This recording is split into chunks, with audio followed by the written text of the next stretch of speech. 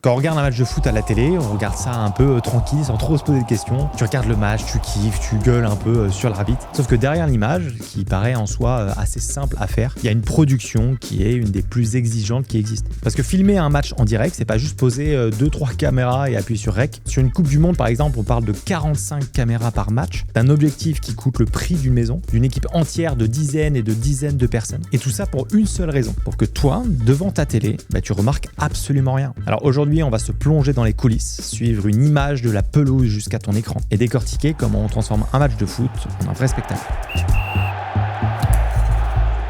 Ok, alors on va suivre le trajet d'une image de la pelouse jusqu'à la télé et ça commence par les yeux d'ailleurs de chaque opération, les caméras. Sur un match de foot classique, déjà tu as à peu près une dizaine de caméras qui est braquée sur le terrain, sur les joueurs, sur le banc. Le but étant d'avoir des yeux partout pour ne surtout pas louper le moment important. Et sur des plus grosses compétitions, type justement en Coupe du Monde, Champions League, etc. Là ça peut monter, sur la Coupe du Monde on a 45 caméras. Je sais pas si on se rend compte, mais 45 caméras qui filment un match, c'est une folie, surtout quand on va voir le prix de chaque partie, quoi. Ce qui est intéressant, c'est que du coup les caméras sont pas là genre juste posées au pif. Chacune a son rôle bien précis, a un emplacement déterminé pour absolument couvrir tout ce qui s'y passe. Donc dans l'idée, évidemment, on a plein de caméras différents, plein de types d'ailleurs, on va aussi les voir. Mais dans la réalité, on sait très bien que 90% du match qu'on va regarder, c'est un seul angle. Globalement, c'est ce qu'on appelle la caméra principale, donc elle est placée un peu en hauteur dans les tribunes. En général, elle est placée dans l'axe de la ligne médiane et ça va nous permettre d'un peu tout voir, de suivre le match de manière bien large. Donc on va pouvoir suivre les actions, les joueurs, un peu aussi les tribunes en fond. Bref, c'est celle qui permet vraiment d'avoir l'ensemble de tout ce qui s'y passe et globalement, c'est la caméra qu'on voit le plus. Mais hormis celle-ci qui est la plus utilisée, t'en as un paquet d'autres. Et d'ailleurs, chacune est là pour faire son job dans un rôle très précis. On a les caméras qui sont derrière la butte. Donc là, l'idée, c'est d'être posé quasiment au ras des cages, pas très loin des poteaux. Et là, c'est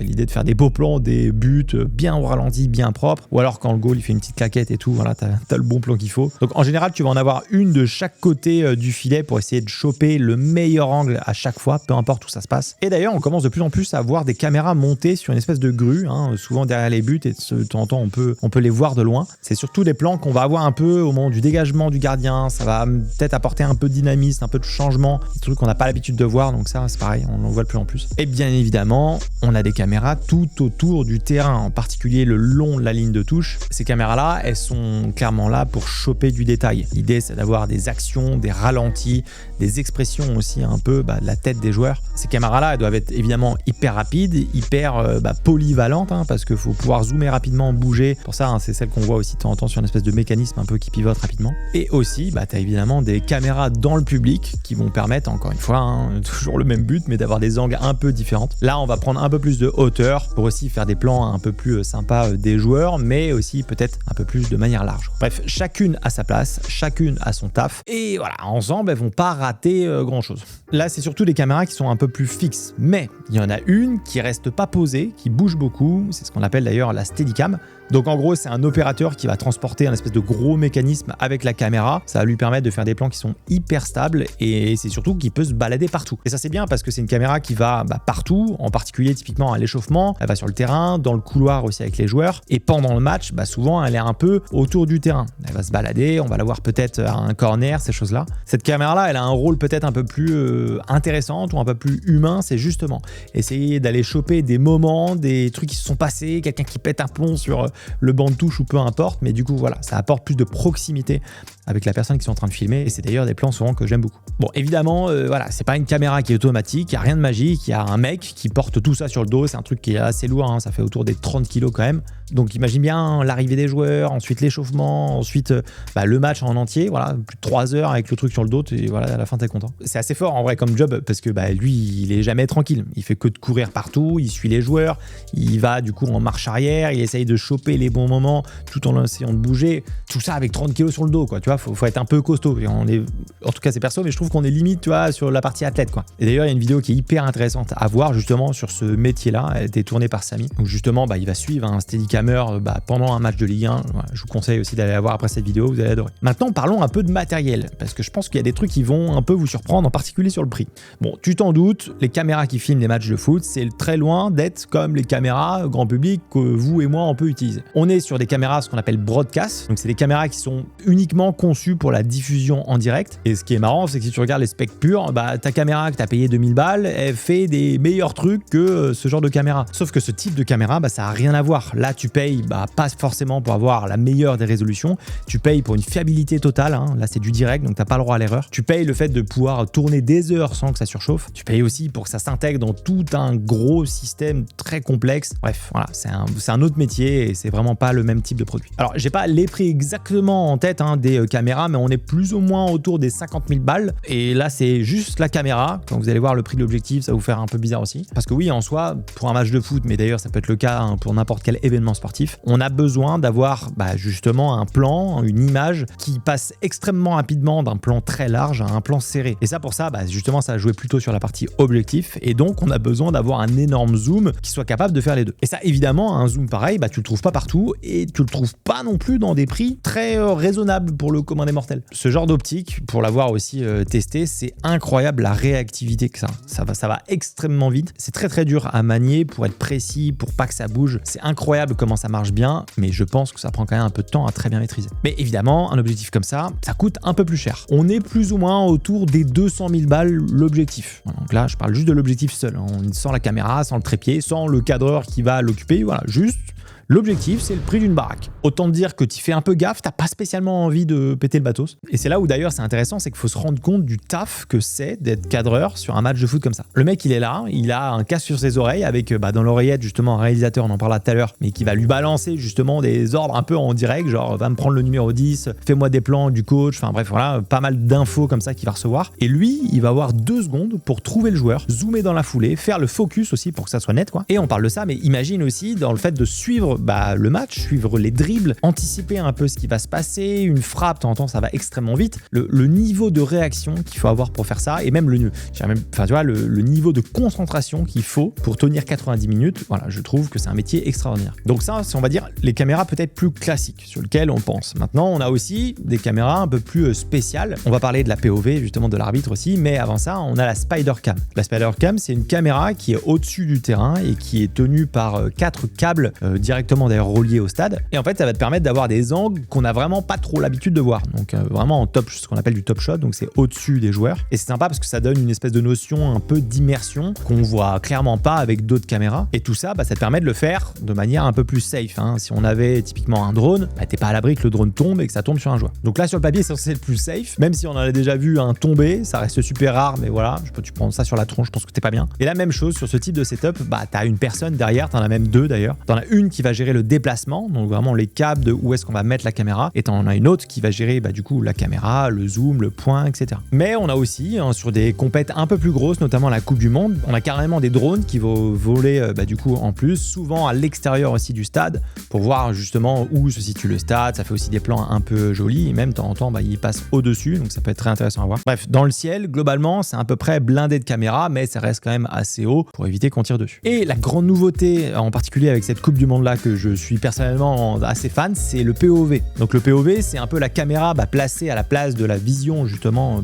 d'une personne, donc d'un joueur ou d'un arbitre. Là, en particulier, pendant cette Coupe du Monde, c'est un arbitre. Je rêverais personnellement de voir ça sur un joueur. Bon, évidemment, c'est peut-être plus compliqué, mais sachant que c'est pas une caméra qui prend trop de place, hein, c'est tout petit, très léger, ça fait 14 grammes, donc logiquement, tu le sens pas trop. Mais quel régal pour nous, les spectateurs, t'es au cœur de l'action. T'es vraiment, t'as les joueurs devant toi, tu vois les frappes, tu vois le POV de l'arbitre, je trouve ça fou. Bon, évidemment, c'est pas une énorme caméra, donc la qualité, on prend un peu un coup, c'est normal, mais en vrai, c'est pas déconnant. Je trouve ça pas dégueulasse non plus, ça se regarde bien. Ça apporte aussi une petite touche de dynamisme, en tout cas, voilà. C'est un rendu qui me parle beaucoup. Et c'est marrant parce que cette envie d'être un peu au plus près de l'action, justement, nous, en tant que vidéaste, c'est ce qu'on essaie d'avoir. Et pour ça, il faut essayer d'avoir le meilleur matériel pour. Et ça tombe bien parce que je vous parle rapidement du partenaire de la chaîne depuis des années, IPLN. Alors, pour ceux qui connaissent pas, IPLN, c'est un revendeur français de matériel photo et vidéo. C'est le site que je recommande quasiment le plus depuis des années. T'as des milliers de produits de dispo, ça va du boîtier entrée de gamme à des setups bien plus costauds, et tout ça avec des vrais conseils derrière. Que ça soit sur le chat du site, par téléphone ou même en magasin, t'as des gens qui connaissent réellement le matériel. C'est pas juste un site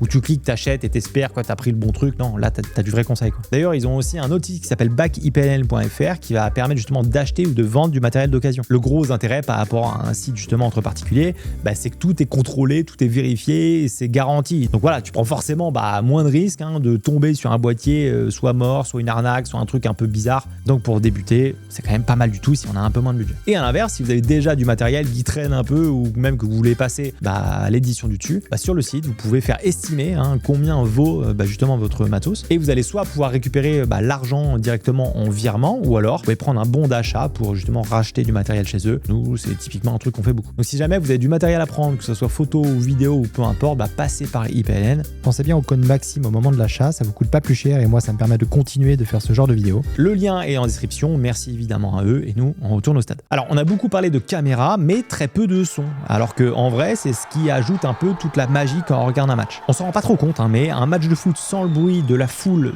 le bruit du ballon, d'un tacle, du sifflet de l'arbitre, des joueurs et même des entraîneurs, c'est pas pareil à regarder. Et ça, comme la partie caméra, c'est extrêmement bien rodé. Donc en général pour le son, alors tout dépend des setups, mais là sur les plus gros matchs Coupe du Monde, tout ça, on parle à peu près d'une quinzaine de micros directionnels. Donc ces micros-là, ils sont posés, on va dire, tout autour de la pelouse. Chacun est un peu braqué pour aller choper une zone précise du jeu. Et à ça, évidemment, tu rajoutes aussi des micros d'ambiance qui, eux, sont pointés plutôt vers les tribunes pour capter la foule, les chants, voilà, l'ambiance en fait du stade. Avec une petite mention que j'aime beaucoup, c'est les micros qui sont planqués pas très loin des cages, justement pour essayer d'être au plus près de l'action, d'essayer d'entendre le bruit du poteau, le bruit du filet.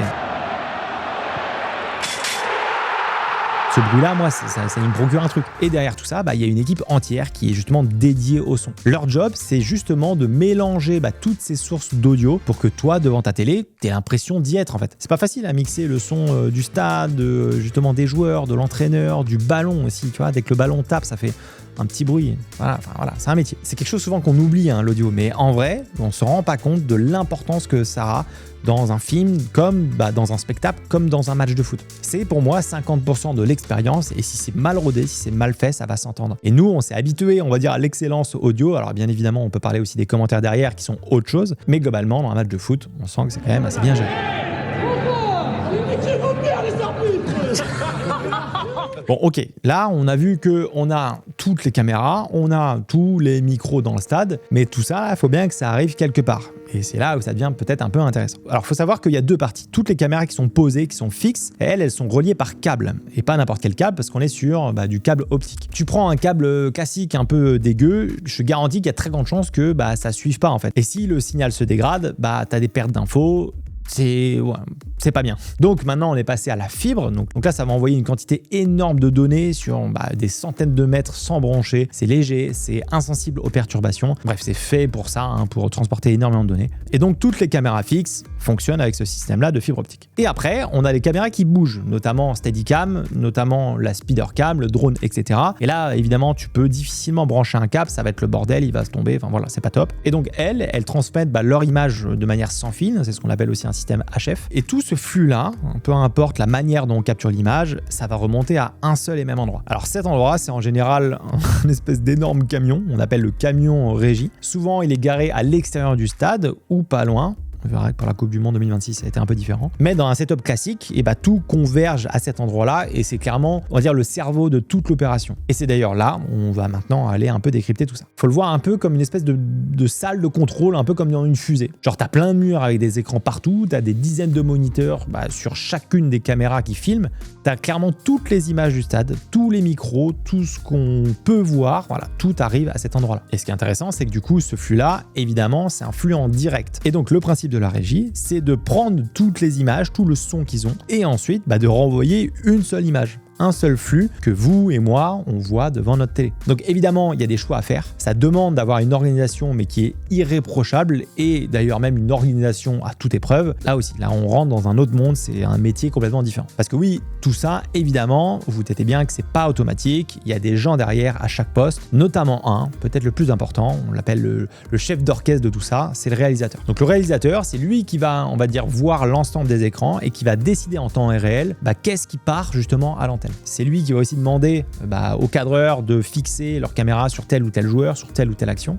Et ensuite, en fonction du flux, lui, il a tous les flux devant lui, il va décider, ok, cam 3, cam 2, là tu m'envoies la cam 1, là tu me fais un plan large, etc. C'est lui qui raconte le match. Voilà, il n'y a pas d'autre chose, c'est lui qui fait le show, évidemment il est assisté, mais il a quand même une très grosse responsabilité de qu'est-ce qu'on voit et qu'est-ce qu'on voit pas. Un autre job aussi que je trouve intéressant, tout à l'heure on parlait justement un peu du cadreur qui lui, sur sa caméra, va gérer surtout son cadre, son zoom et aussi le focus, mais il gère pas du tout ce qui est exposition, lumière, couleur. Tout ça, justement, ça arrive dans la régie et c'est géré par un mec qu'on appelle un ingé vision. Et lui, justement, son job, c'est de raccorder toutes les caméras entre elles. Faut que ça ait la même gueule, la même exposition, la même couleur, surtout, évidemment, en fonction des caméras, tout ne se ressemble pas. Et ça aussi, c'est pas facile, parce que t'as des matchs où t'as un peu de soleil, un peu d'ombre, et toi, faut que tu jongles là-dessus en fonction d'où est le ballon. Voilà, un métier aussi un peu costaud. T'as aussi un gars, j'aime bien ce poste-là, c'est le gars des ralentis. Donc après qu'il y ait une action, lui il va recevoir tous les flux des caméras qui enregistrent d'ailleurs en continu des moments au ralenti. Il faut savoir que c'est pas toutes les caméras qui font ça, mais seulement certaines. Et lui là-dedans, il va piocher quel est le meilleur angle. Et donc du coup, le réalisateur va lui demander quelques secondes après, voilà, j'aimerais bien un ralenti de cette action-là. Qu'est-ce que t'as sous le coude? Boum, il l'envoie et il la montre du coup à la télé. Ça aussi, il faut être hyper réactif, il faut voir les bons angles, il faut directement essayer de choper le bon moment. Enfin, c'est encore une fois, voilà, comme tous les métiers, il faut être bon, il faut être réactif. Et là, je vous ai parlé de 3 postes.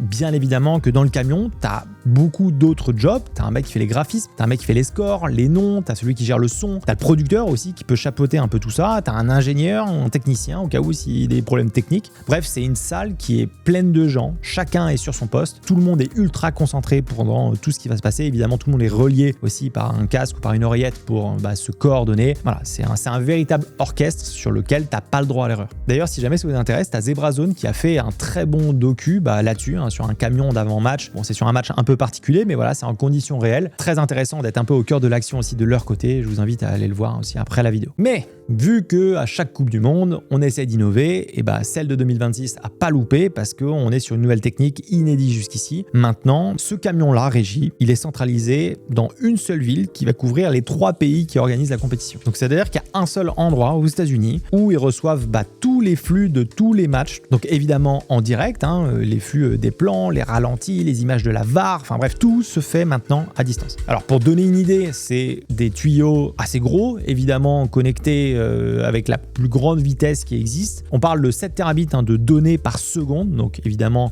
c'est fibré, c'est énorme, enfin voilà, tout se passe dans une fraction de seconde. Mais je trouve ça fou que tu as un match qui se passe à 2000 km et que toi tu reçoives toutes les infos en direct et que tu arrives ensuite à le rebalancer pour que ça soit en direct chez les gens, quoi. C'est la technologie, c'est fou, je trouve.